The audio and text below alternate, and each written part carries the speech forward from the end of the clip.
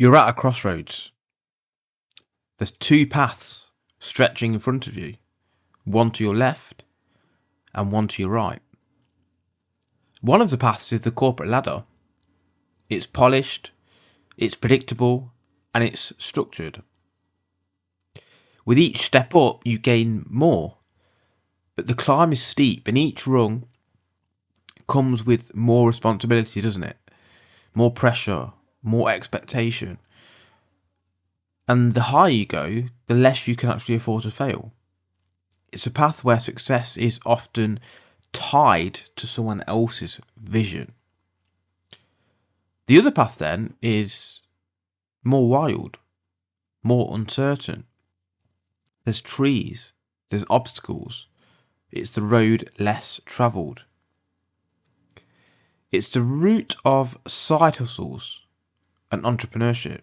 You work a regular job just to cover your expenses, but in your spare time, you're building something from the ground up. It's risky. There are no guarantees. Every decision falls on you, and the only thing you can count on is your resilience and your own mind, essentially. So the question is, do you climb the corporate ladder where your sole focus is to earn more income and responsibility within that corporate job? So, you maybe work from 7 till 7 because the job is that demanding. Whereas the other guy is working a 9 to 5, not with much stress at all. There's a difference, and we'll come on to this, with cognitive ability after work. So let me introduce you to Daniel and Devon. They're two brothers with two very different journeys. Daniel's your classic corporate ladder climber. He's in a high-paced job. He's putting in the long hours. He's working for promotions. He's got a good house, a good mortgage. He gets paid bonuses. He impresses his bosses. And the goal is really to rise to the top. He's like a sailboat, riding the wave of a well-established corporate sea, navigating a course that's clearly laid out for him. He knows what to expect. He knows the rules. And every move he makes is part of a grander, predetermined strategy. Then there's Devon. Devon works a regular 9 to 5, just like Daniel, but his nights are spent working on his side hustle, trying to build his dream. His path is more akin to hiking up a mountain in the dark. Every step uncertain, every decision is on him. The climb is steep, the climb is hard, but every summit he reaches is one that he's earned on his own. No bosses to answer to, no corporate strategy to follow, just his ambition and his sweat. So both Daniel and Devon face stress, don't they? For Daniel, though, his stress is predictable. His corporate job is a high-pressure job. He's responsible for delivering shareholder returns. But it's a known stress. He's working on projects with set deadlines, clear expectations, defined rules. His stress comes from the weight of responsibility. It's a type of stress that feels almost mechanical, though, like a cog in a well-oiled machine. The more he performs, the higher he climbs. But Devon's stress is unpredictable. He works in his 9 to 5, fine, but when he comes home, the real mental work begins. Every evening is hustling or building a side business or sending emails or phone calls or writing or recording stuff. He's trying to balance both worlds. The stability of a regular job to cover expenses, but building something with a much larger upside. The real strain comes from when he switches gears. He spends his day immersed in the demand of his job, but when the day ends, he needs to build a business. Daniel's job then demands his full mental capacity, cognitive ability, and by the time he leaves work, his brain is fried from decision making, office politics, deadlines, corporate talk, emails. There's no way that once he gets home, he has the cognitive capacity to build something on the side. Devon, on the other hand, is okay. Fair enough. He might be physically tired, but although he could get a better paid job, he has the skills to. He's made a conscious decision to, number one, give himself more time to build his own business, and number two, to retain cognitive ability in order to build something on the side. So let's talk about the cost of both paths. The risk and reward. With Daniel, the rewards come slowly but steadily. And actually, they don't always come slowly. You know, sometimes you can do pretty well on the corporate side and, you know, increase your salary fairly quickly. He gets a predictable paycheck though. He's getting the same every month.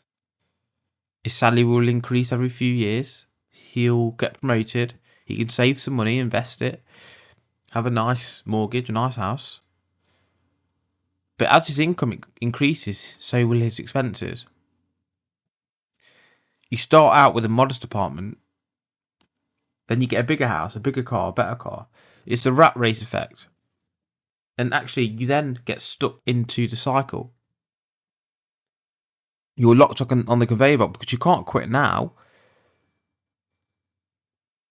Because you need a base level of income to fund that lifestyle. About Devon then. His path isn't tied to his salary. His job covers his basic expenses. He keeps his costs low. But the real reward comes with the side hustle. He's building something worth value. If he succeeds, he gets the freedom that comes with building something of his own. It's a freedom factor. It's a time factor. Look, it's not easy. The risk, it is high. His business could fail.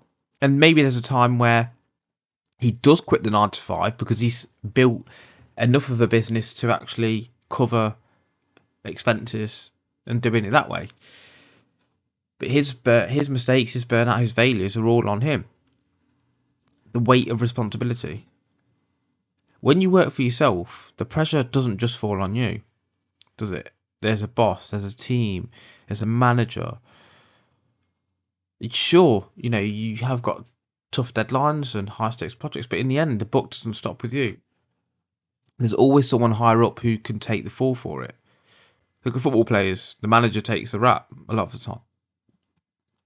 And then it's the owners. But if you're like Devon, the buck always stops with you. Your choices, your mistakes, your successes are down to you. And because of that, you develop as a person. You understand the costs of failure, what it takes to be persistent. And this is a big deal. Daniel has gone for the percentage. He's gone for, look, if I do this job, I'm going to get, I don't know, 50, 100 grand a year. Cool. Devon understands that maybe he's on a 25 grand a year job. He understands he's not going to be saving anything. He's not going to be improving his lifestyle over the short term. But he's building something for the long term. So which path do you take? Are you Daniel or are you Devon? Are you looking for predictable, no stress, apart from the obvious at work? You know, you haven't got any stresses out externally. You can just enjoy your weekend and spend a bit of money. Or is it Devon, walking the tightrope, balancing two worlds, understanding that he's not actually making his life better unless these businesses work? Do you want that security? but with no infinite upside? Or do you want to take risks with no security or minimal security, but with the chance of upside potential? So there can be a balance between all of these, can't there? There can be climbing the corporate ladder, wanting a better job, and improving your lifestyle that way, which, by the way, is a very solid way of doing things. I know people who are very successful doing that, and they invest the money wisely. Or do you take a basic job, less cognitive stress, and build a business on the side? And then once you're ready and the business is doing well, you then get rid of your 9-to-5 job. But having that less stressful job is allowing you to maintain your cognitive ability when you are spending time on your business. Or do you just jump ship altogether and burn the boats, burn the bridges, jump, and hope that things will work out for you? There's risks involved with all of those, isn't there? You know, if it's a corporate job, you know, the risk is that you don't build anything for yourself and you come to resent yourself later on in life because you've been part of a machine that you didn't even enjoy, didn't even like. What about the part-time worker or the worker who's got a basic job? Are they playing the best of both worlds, where they are covering their expenses, but they feel like they're not saving anything, where other people are, you know, getting better and better houses and cars and all these sorts of things? But you know that you're fairly safe in a way that you can still get by and live. Or do you do the high risk option and just jump ship, knowing that you can go back to a job at a later stage if needed be, but because you've got more time to work on the business, there's more chance it will succeed if you've got no other 9-to-5 job. So you have to ask yourself, what sort of stress levels are you looking to be able to manage? Some people can't manage the stress of that, having no income. Some people can't bear the fact that they're in a corporate 9-to-5 job and growing that business for not a huge deal, big salaries, of course, but in terms of what they're doing and the stress, they don't feel it's necessary, or not necessary, but relevant to the amount of work they're doing, a true reflection of what they should be compensated. So, which of those paths do you think is best for you? Send me a message and let me know.